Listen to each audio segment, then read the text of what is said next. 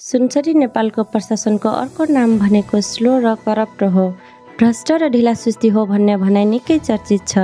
यस कुरामा आज हामी स्लो यानि ढिलासुस्तीबारे चर्चा गर्नेछौँ। यसमा एउटा ज्वलन्त उदाहरण इनरवामा भेटिएको छ। खास गरी इनरवा गणेशपुर जोड्ने सडक हुँदै आउने जाने आम जनतालाई निकै शास्ति भएको देखिन्छ।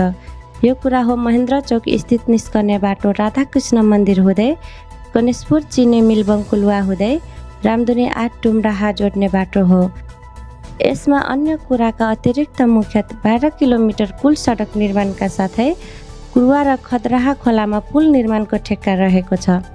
जीर्ण र खराब सडक भएकोले जनताले लामो समयसम्म सडक निर्माणका लागि निरन्तर आवाज उठाए बापत यो सडक निर्माण हुन लागिएको छ। कोशी प्रदेश सरकार भौतिक पूर्वाधार विकास मन्त्रालय अन्तर्गतको योजना कार्यान्वयन एकाइ कार्यालय विराटनगर मोरङ कार्यालयबाट 2080 सालमा ठेक्काबाट आशिष आशीर्वाद जैविक उदयपुरबाट कार्य गर्न लागिएको हो। दिनहुँ हजारौं सङ्ख्यामा जनताहरू यस बाटो हिँड्दै गरेको छ। यहाँ जनतालाई के कुरामा अत्यन्तै शास्ति छ कि कुरुवा खोलादेखि राधाकृष्ण मन्दिरसम्म पुल र कल्भट निर्माण गरिरहेको छ, जसका कारण करिब 1 किलोमिटरसम्म डाभर्जनको अवस्था वा निर्माणधीन ठाउँको रूपमा परिणत भई धुलै धुला हुने गरेको छ।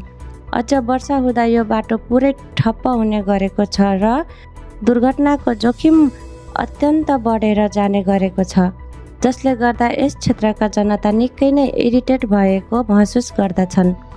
यो दुःख चाहिँ केही समयका लागि भए विकास कार्यमा यतिको सहनै पर्ने हो भनेर बस्न सकिन्थ्यो, तर यत्रो लामो समयसम्म शास्ति पाएको स्थानीयहरू बताउँछन्। यस ठेक्काको कामको स्पिड हेर्दा आपत्तिजनक रूपमा सुस्त अवस्थामा छ भनेर सजिलै अनुमान लगाउन सकिन्छ। राधाकृष्ण मन्दिरदेखि कुरुवासम्म करिब 425 लाखको कल्भट 3 वटा छ। यो 1 वर्ष अगाडिदेखि बनाउन लागिएको छ, तर दोस्रो वर्ष बित्न लागिसक्दा पनि सम्पन्न हुन सकेको छैन। यसैले बताउँछ कि यो योजना कति सुस्त छ भनेर।